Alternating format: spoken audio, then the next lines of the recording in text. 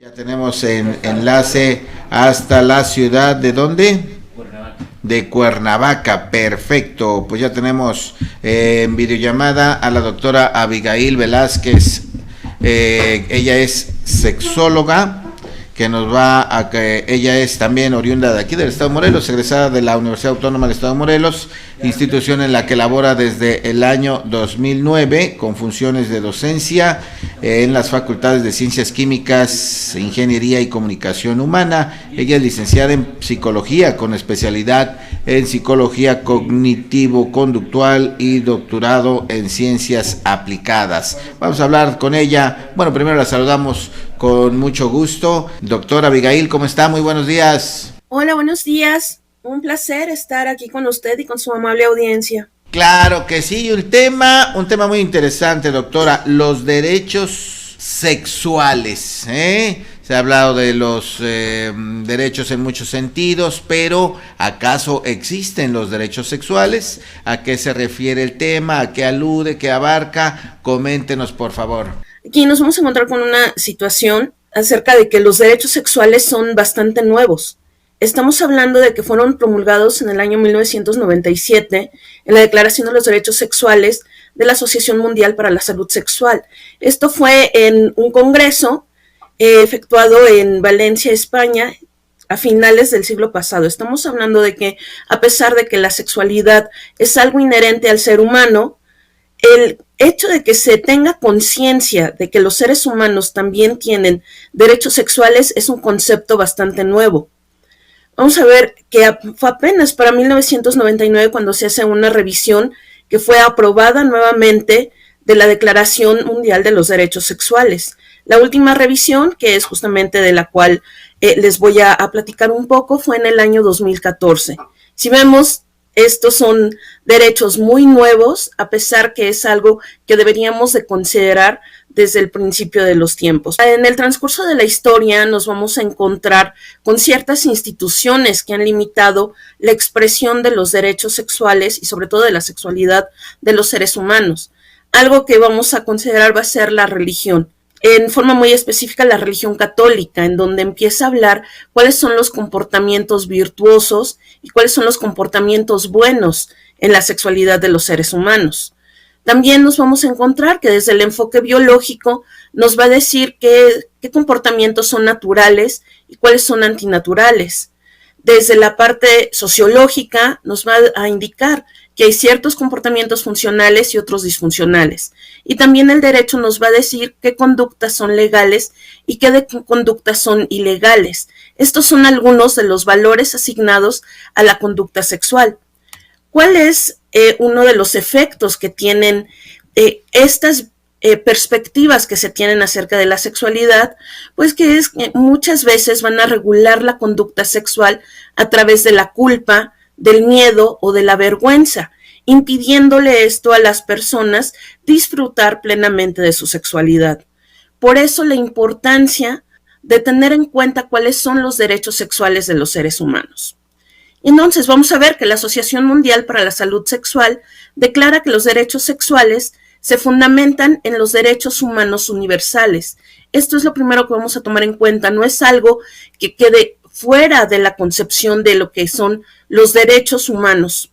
Sí que también, si volteamos a ver a la historia, los derechos humanos también es un tema bastante reciente, de mediados del siglo pasado al finalizar la Segunda Guerra Mundial, que son derechos que tenemos los seres humanos y que debieron de haber sido inherentes a nosotros desde el principio de los tiempos. Sin embargo, tuvieron que presentarse circunstancias que obligaran a su creación.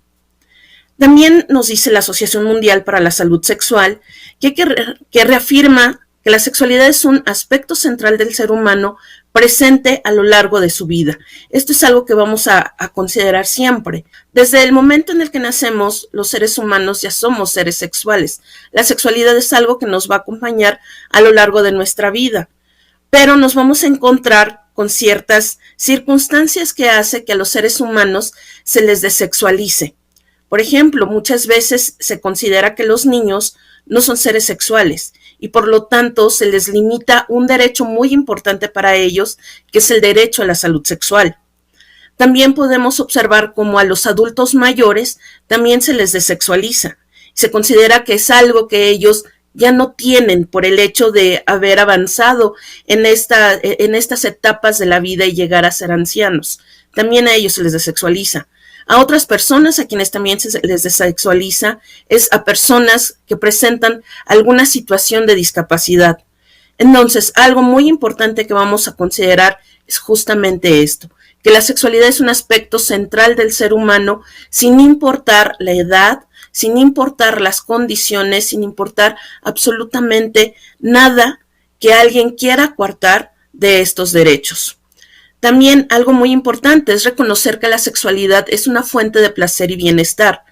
Esto lo menciono porque me he encontrado en consulta algunas personas que consideran que ellos no son dignos de tener placer, en donde muchas veces se enfocan que la sexualidad debe de estar referenciada al placer de su pareja y no al placer de ellos.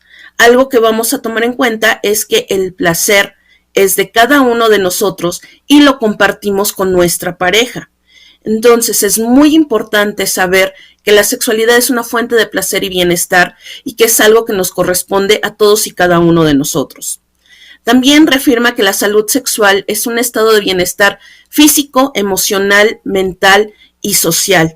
Como seres que somos biopsicosociales, la salud sexual también está relacionada con este bienestar que debemos de tener los seres humanos. Asimismo, se reafirma que para la salud sexual se logre y se mantenga, los derechos sexuales de todas las personas deben ser respetados, protegidos y ejercidos a plenitud. Asimismo, declara que la igualdad y la no discriminación son fundamento para la protección y promoción de todos los derechos humanos. Y afirma que los derechos sexuales protegen los derechos de todas las personas para ejercer y expresar su sexualidad. Doctora, ha abierto una puerta enorme sobre el tema, muy interesante. Cada una de las cosas que nos ha dicho, pues es un concepto que deberíamos analizar a detalle. Ojalá lo podamos seguir haciendo más adelante. Ahorita, de manera general, lo que nos ha comentado nos permite preguntar quién debe garantizar todos estos derechos. ¿Son las instituciones o son las propias personas que deben estar convencidas de que es su derecho, lo que usted nos ha comentado, el derecho al placer, al gozo, a tener esa libertad para ejercer con responsabilidad su sexualidad? ¿Cómo distinguir que una persona no toque a otra alegando que es su derecho sexual? Y los estaba comentando que esto no es posible porque también hay otras leyes que las protegen, ¿verdad? Claro que sí, tenemos todas las leyes del Estado, las cuales son las que van a brindar protección a todas las personas acerca de que no se vean violentados sus derechos. Vamos a tomar en cuenta que nuestro cuerpo es algo que no se debe de tocar, que es algo que no debe de permitirse ninguna situación que esté fuera de nuestro consentimiento. Por eso, algo que hemos recalcado es la importancia de la educación sexual desde edades tempranas, sobre todo a los niños, en donde ellos también deben de saber que su cuerpo es algo que no debe de ser tocado absolutamente por ninguna persona. Por eso la importancia de tener el conocimiento de todo esto. Nos vamos a ver que tenemos dentro de estos derechos sexuales es el derecho a la igualdad y a la no discriminación, el derecho a la vida, libertad y seguridad de la persona. En esta parte de la seguridad de la persona, este derecho es el que también nos protege para no ser víctimas de algún tipo de abusador, de acosador, que es alguien que debe de ser juzgado frente a la ley. También tenemos el derecho a una vida libre de tortura, trato o penas crueles, inhumanos o degradantes.